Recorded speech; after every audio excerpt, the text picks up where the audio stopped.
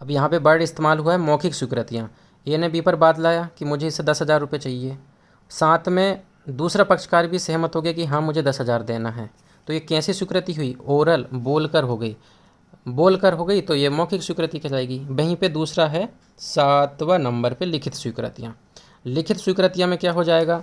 मान लीजिए ए ने लिख कर बी के बारे में कहा है कि मैंने बी से 10,000 रुपये लिया था। ठीक है, बी ने कोर्ट में कहा था और ए ने उसे स्वीकार कर लिया। कैसे स्वीकार किया? लिखित में स्वीकार किया है। तो इसे क्या बोलेंगे? लिखित स्वीकृति कहा जाएगा। या तो बोलकर या लिखकर, ये दोनों स्वीकृतियाँ आ जाएंगी। उसके बाद में सबसे लास्ट हमारा द्वितीयक साक्ष्य है, जो है दस्तावेज की जांच करने वाले व्यक्ति का साक्ष्य।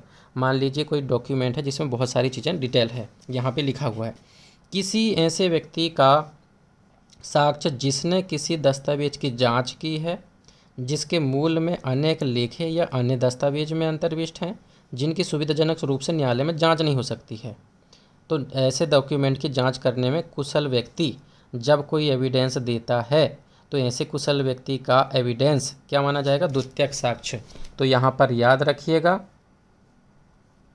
कुशल व्यक्ति की बात हो रही है। कुशल व्यक्ति ऐसी डॉक्यूमेंट के बारे में जिसको पता है, जानकारी है, कोर्ट में उसकी ज़्यादा जांच नहीं कर सकते हैं, समय जाएगा, तो ये जो बात बताएगा उसे भी जो एविडेंस देगा वो भी कुशल व्यक्ति का साक्ष्य है, इसलिए द्वितीयक साक्ष्य के रूप में स्वीकार किया जाता है।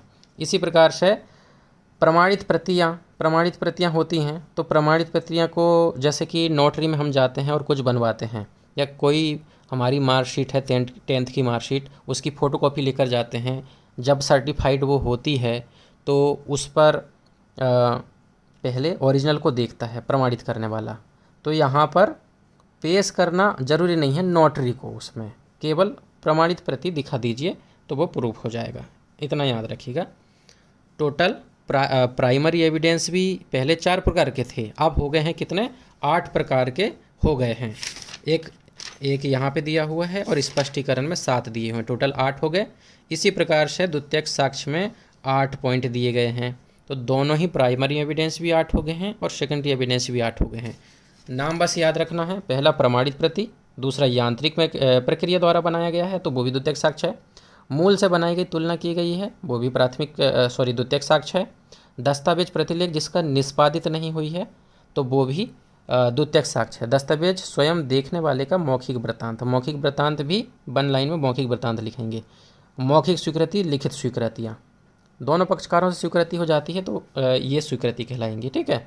दस्तावेज की जांच करने वाले व्यक्ति का जो साक्ष्य है, कुशल व्यक्ति द्वारा बनाया गया साक्ष्य जो न्यायालय में उपस्थित किया गया है, वो भी द्वितीयक साक्ष्य माना जाएगा। ठीक है। आज के लिए इतना ही, आगे हम रेगुलर पार्ट बनाते रहेंगे, वीडियो लाते रहेंगे। आपका धन्यवाद।